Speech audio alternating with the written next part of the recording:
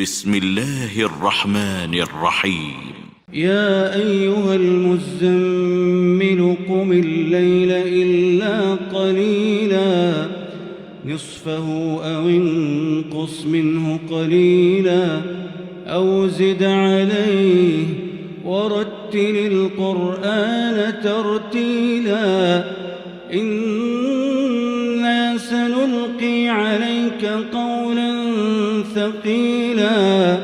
إن ناشئة الليل هي أشد وطئا وأقوم قيلا إن لك في النهار سبحا طويلا واذكر اسم ربك وتبتل إليه تبتيلا رب المشرق والمغرب لا إله إلا هو فاتخذه وكيلا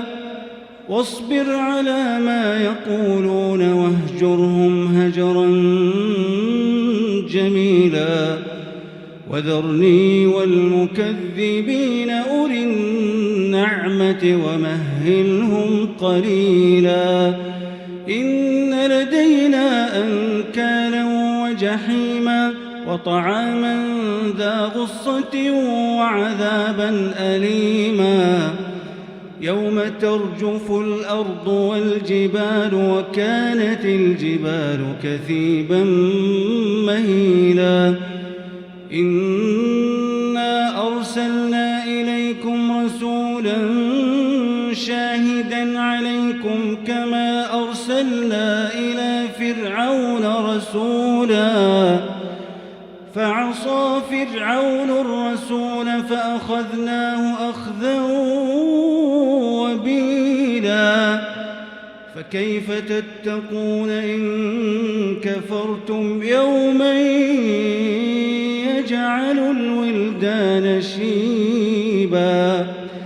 فكيف تتقون إن كفرتم يوما يجعل الولدان شيبا السماء منفطر به كان وعده مفعولا إن هذه تذكرة فمن شاء اتخذ إلى ربه سبيلا إن ربك يعلم أنك تقوم أدنى من ثلثي الليل ونصفه وثلثه وطائفة من الذين معك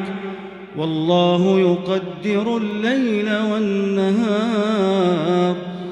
علم أن لن تحصوه فتاب عليكم فاقرؤوا ما تيسر من القرآن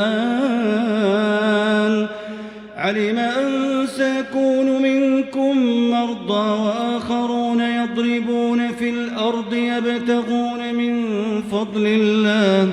وآخرون يقاتلون في سبيل الله فاقرؤوا ما تيسر منه وأقيموا الصلاة وآتوا الزكاة وأقرضوا الله قرضا حسنا وما تقدموا لأنفسكم من خير تجدوه عند الله هو خيرا وأعظم أجرا واستغفروا الله إن الله غفور رحيم.